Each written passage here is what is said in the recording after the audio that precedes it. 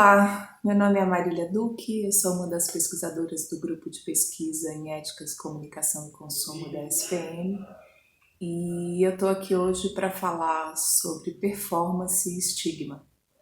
Eu estava postergando a gravação desse vídeo porque, como vocês podem ver, eu estou com uma inflamação no olho, mas eu achei que no final isso poderia ser útil para me ajudar nesse desafio. Eu vou usar um autor chamado Erving Goffman para definir esses dois conceitos. O Goffman ele desenvolveu uma teoria sobre as interações humanas emprestada um pouco do teatro.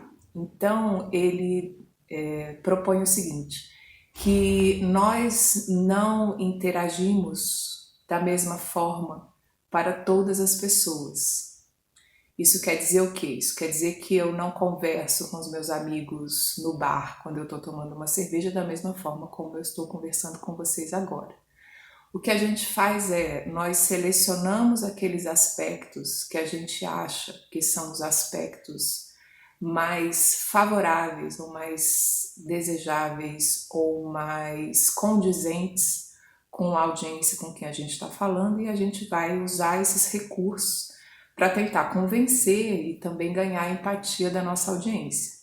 Isso significa o quê? Isso significa que tem algumas informações e alguns elementos que a gente vai manter fora da zona da performance. Se a gente considerar, por exemplo, um palco, isso significa que alguns aspectos vão ficar lá nos bastidores, enquanto aqueles aspectos que eu selecionei para fazer esta interação agora virão para o plano de visibilidade, ou seja, virão para o palco, para a cena. Com relação ao meu olho, isso quer dizer, por exemplo, que eu poderia ter colocado um óculos escuros e não ter falado sobre o assunto. Eu poderia ter deixado a inflamação no meu olho lá nos bastidores da minha performance. Ao invés disso, eu escolhi revelar esse elemento durante a minha performance e vocês estão vendo aqui um tampão no meu olho. Da mesma forma que a gente manipula isso, o que vem para a zona da performance e o que fica nos bastidores, às vezes a gente perde o controle sobre esses elementos. E o Goffman chama isso de atos involuntários. Então, o exemplo mais simples para entender isso é, por exemplo, se eu estivesse aqui falando com vocês e de repente eu soltasse um pum. Ou, por exemplo, se eu, tentando passar uma credibilidade para a minha fala, se eu estivesse com as mãos tremendo, então vocês perceberiam, sem a minha intenção, que eu estou nervosa. Então, esses traços que fogem lá da zona dos bastidores e vêm para o palco sem o nosso controle, ele chama de atos involuntários. E o estigma, que também foi um outro conceito trabalhado pelo Goffman, é quando algum traço passa a tomar conta de toda a identidade do sujeito. Então, tudo que você é fica reduzido àquele traço.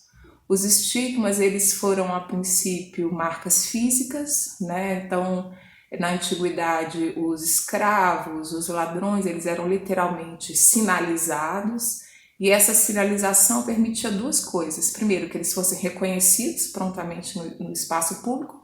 E segundo, que as pessoas pudessem adaptar as performances dela àquilo que era esperado na interação com um ladrão ou com um escravo, por exemplo. No meu caso, como que um estigma funcionaria? Funcionaria, por exemplo, tudo que eu sou ser reduzido ao meu olho. Então vocês, por exemplo, vão lembrar de mim como a Marília Caolha, ou a Marília de um olho só.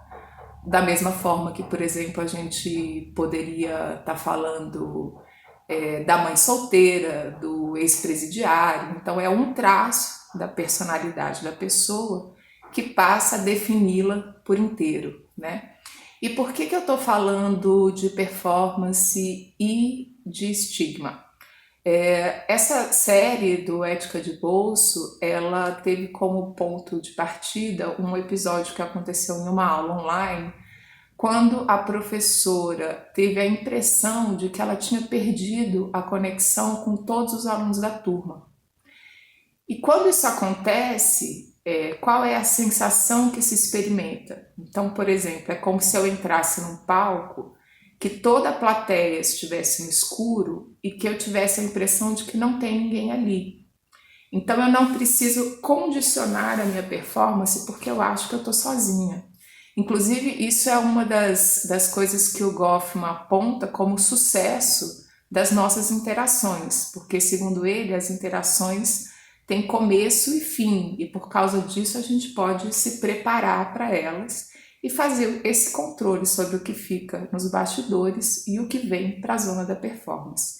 Então, quando a professora perdeu, né, a visibilidade dos alunos e teve a sensação de que ela tinha perdido a conexão com toda a turma, o que ela fez? Ela relaxou.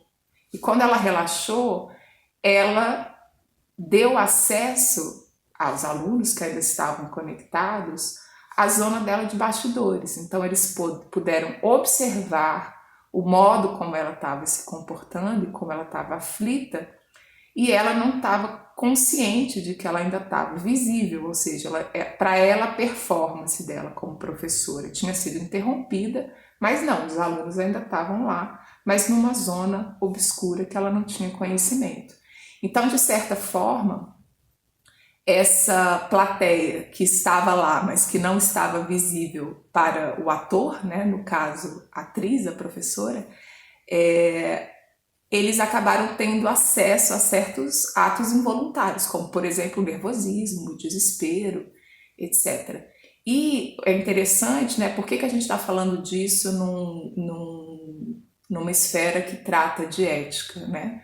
Porque a ética é justamente isso, é também um controle individual do sujeito sobre que elementos ele vai deixar passar da esfera privada para a esfera pública. Essa borda, né, essa fronteira, o controle sobre ela é um exercício da ética. E no caso do estigma, qual é a relevância do estigma para esse episódio dessa aula? Essa professora, muito provavelmente, vocês nem sabem o nome, mas nem sabem o que ela já fez, qual é a formação dela. Muito provavelmente, para muitas pessoas que assistiram o vídeo, ela ficou reduzida à professora do Reconnect, que foi o nome dado a esse trote que foi feito pela turma. Então, a professora também foi alvo de um estigma. Então, por que isso é importante quando a gente está discutindo uma aula online, quando a gente está discutindo conteúdos que vão circular na internet? Porque a internet tem duas características, né? Uma é a persistência, as coisas ficam lá, né? E outra é a buscabilidade. Através do mecanismo de busca você pode facilmente acessar uma matéria de 10 anos atrás, 15, etc. Então você imagina, daqui a 15 anos essa pessoa ainda vai estar com um vídeo transitando por aí e um vídeo que reforça um estigma, porque ela está reduzida naquela interação em que ela foi identificada como a professora do Reconnect.